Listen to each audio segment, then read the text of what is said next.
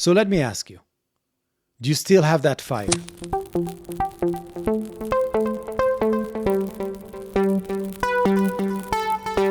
That childlike excitement about the things that are yours. That sense of losing track of time when you're immersed in that thing you just can't get enough of.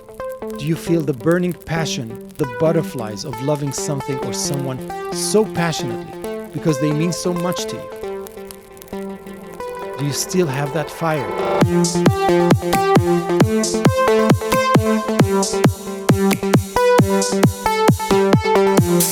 From an entirely new desk in Las Vegas, I'm Amanda Maxim. This is Happiest Man Alive. Find us on the web at happiestpodcast.com.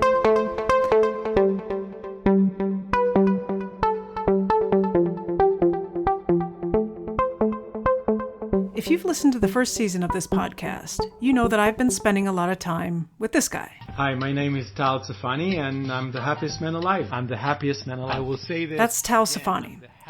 He claims to be the happiest man alive, which according to him means... Me being the happiest man alive means that in all of the parallel universe where I exist, all the revolving doors I could have taken,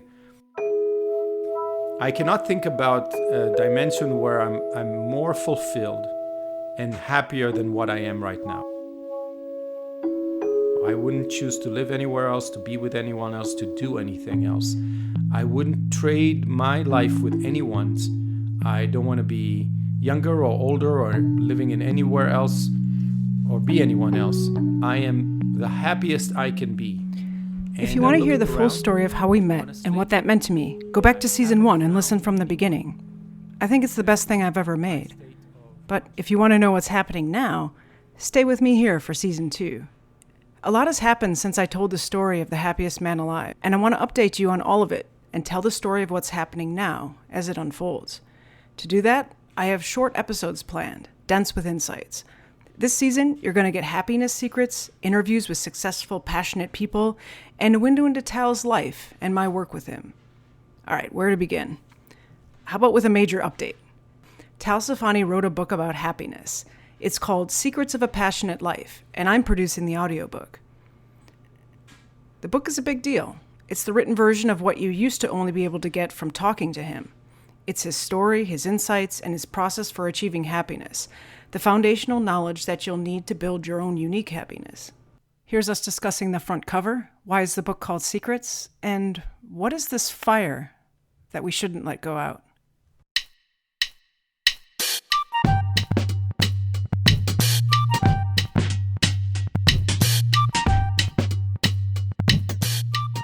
The first thing to do is for us to just talk about what this podcast is going to be about. It's pretty simple. I want you to read me from your book. You can skip around, but keep in mind that we need the whole thing if we're going to publish an actual audiobook. I want you to read it to me here so that I can talk about the things that came up for me while I was listening. And can you read just the title? Okay. Secrets of a Passionate Life, A Thinker's Guide to Profound Happiness by Tal Safani. Tell me about, there's this thing on the cover that you've been calling the egg yolk. Why are we calling it the egg yolk? The cover art of this book, people told me, looks like an egg yolk. And for me, it's not an egg yolk. It's a ball of fire and passion, glowing, red hot, and shows what I feel about my life. It also works as an egg yolk because it's like, wake up. And then maybe you eat an egg in the morning and get going on your life. It means you have to break the egg and look at the yolk inside and start living your orangish glowing life. But I'm really proud of it. I think that it captures the essence of the passion that I want people to feel about their lives. So I love it. I really love it. And now you can start wherever you want. I want to start with the introduction. I think the structure of the book is really important. Introduction.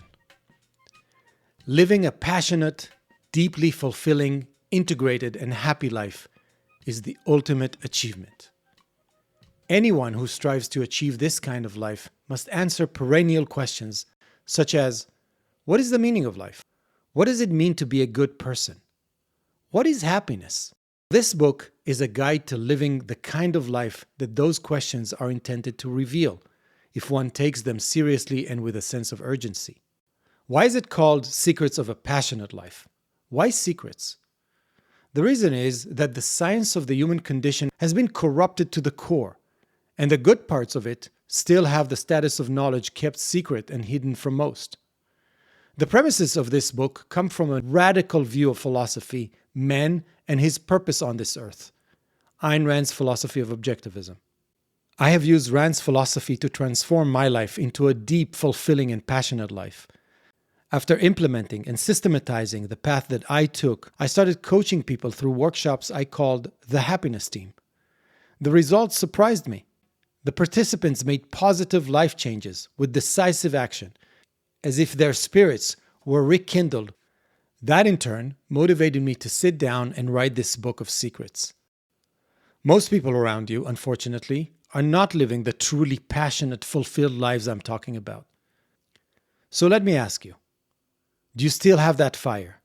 That childlike excitement about the things that are yours? That sense of losing track of time when you're immersed in that thing you just can't get enough of? That burning passion, the butterflies of loving something or someone so passionately because they mean so much to you? Do you still have that fire? What is that fire that you're talking about? It's the fire of life. I felt like I had that fire when I was a child, and then throughout my 20s and 30s, the fire was almost put out. Of course, there were really good parts of my life that I really loved, but the overall feeling that I had is that I'm walking in a path that is not mine. It's like being on rails. And of course, you have the great moments, and you grow a family, and you love the people around you. But when it came to work, I didn't feel passionate. And I gave up on this fire inside of me that told me, who am I and what I want to be? I compromised. I went to the things that made money, prestige and the title and the bonus and the car and all the things that were not truly what I wanted. I had to reconnect with that fire. I had to reconnect with a child, with a teenager, with a young adult that wanted to do things and found things that are inspiring and meaningful. I think that fire is what tells you this is important, this is interesting, this is attractive. For me, that's the fire. It's reconnecting with that sense of passion and motivation, intrinsic motivation that says, forget about everything. This is really wonderful. And instead, we optimize our lives and we dedicate our lives to things that don't really matter to us. I was a VP in a billing company, software billing company. What could be more uninspiring than that for me? It was inspiring for some people, but not for me. I was never the child who wanted to code or fix billing issues or even remotely interested in technology. I was the child who asked philosophical questions and wanted to speak about it and argue and to understand and stand on a box and lecture to the kids in the kindergarten playground. That's who I was. And then I betrayed that fire. I betrayed that essence in me, which is what I call the authentic self. This is truly who I am.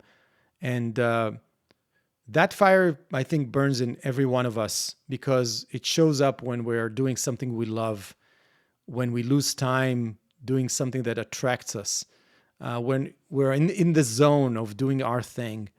That's when the fire shows itself. And the question is, do you let the fire, in a way, guide you towards doing the things that you love and are passionate about? Or you kind of shut it down for 8 hours, 10 hours a day and burn a little bit in some parts of your life, but not fully living the truly fiery, passionate life? What about you? Do you still have that fire? Do you still have that fire?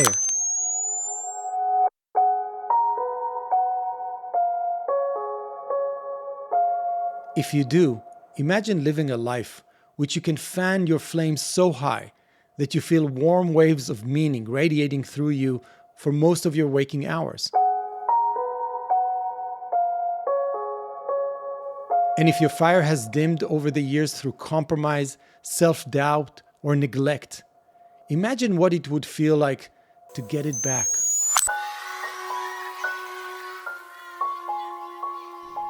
You've been listening to Happiest Man Alive. This podcast is produced by me, Amanda Maxim. Music and sound by Poddington Bear, Johnny Holiday, Dowick, Me Studios Official, Sadie Q. Cat, and Watto 1942.